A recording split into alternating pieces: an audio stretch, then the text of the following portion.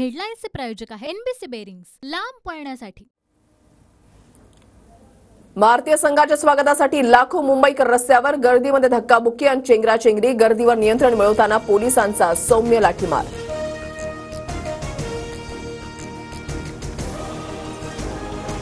Marine drive परिसरामध्ये लाखोंच्या गर्दीमुळे अनेक लोकांची प्रकृती बिघडली। मुंबईतील जीटी रुग्णालयामध्ये 9 जणांवर उपचार।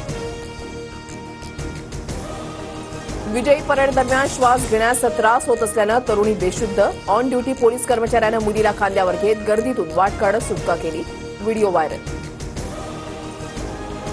विजयी मिरवणुकीनंतर वानखेडे स्टेडियममध्ये भारतीय संघाचा गौरव, बीसीसीआयकडून भारतीय संघाला 125 कोटी रुपयांचा चेक प्रदान, ताज हॉटेलमध्ये जंगी सेलिब्रेशन।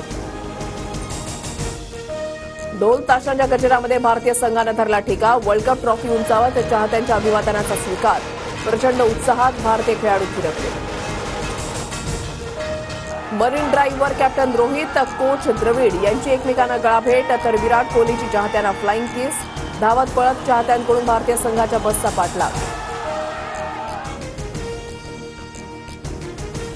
महाराष्ट्र शासनाच्या वतीनं विधान भवनामध्ये आज 4 वाजता भारतीय संघाचा गौरव, महाराष्ट्राच्या क्रिकेट विजेत्यांना रोख बक्षीस जाहीर करणार, क्रीडा मंत्री संजय बनसोडे यांची माहिती। मराठा आरक्षणासाठी जरांगे पाटलांची हिंगोलीमध्ये उद्या शांतता रॅली, लाखोंच्या संख्येनं जनसमुदाय एकत्र येणार, रॅलीच्या पार्श्वभूमीवर हिंगोलीमधील चौकाचौकामध्ये पोस्टरबाजी।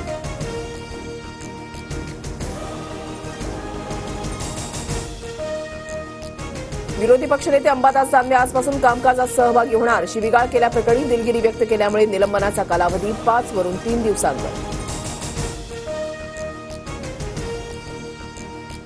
मनसे पाठोपाठ वंचितची साथ सोडणारे वसंत मोरे मशाल हाती घेणार, 9 जुलैला वसंत मोरेंचा ठाकरे गटामध्ये पक्षप्रवेश, वसंत मोरेंनी घेतली उद्धव ठाकरेंची भेट।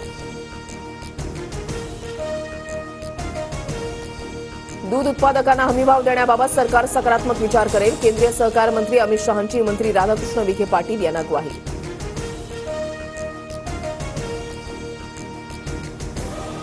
नीट परीक्षेमध्ये डमी उमेदवारांचं प्रकरण, बेलापूरमधील दाखल गुन्ह्याचा सीबीआयनं मागवला अहवाल, जळगावातील तरुणीच्या जागेवर राजस्थानमधील तरुणी परीक्षेसाठी बसली होती, दोघी अटकेत।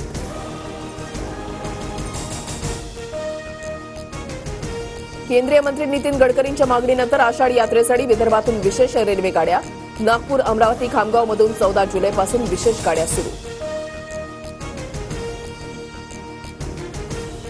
साताऱ्याच्या धरण पाणलोट क्षेत्रामध्ये पावसाचा जोर वाढला, कोयना धरणाच्या पाणी पातळीमध्ये वाढ, ओझरडे धबधबा ओसंडून वाहू लागला।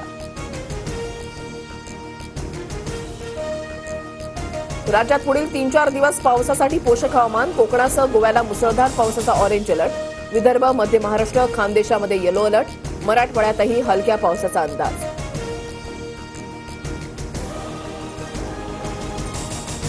लोकसभेचे विरोधी पक्षनेते राहुल गांधी अलीगडमध्ये दाखल, हाथरस दुर्घटनेतील मृतांच्या कुटुंबियांसह रुग्णालयामध्ये जखमींची भेट घेणार, सत्संगमधील चेंगराचेंगरी दरम्यान झालेल्या दुर्घटनेमध्ये आतापर्यंत 123 जणांचा मृत्यू।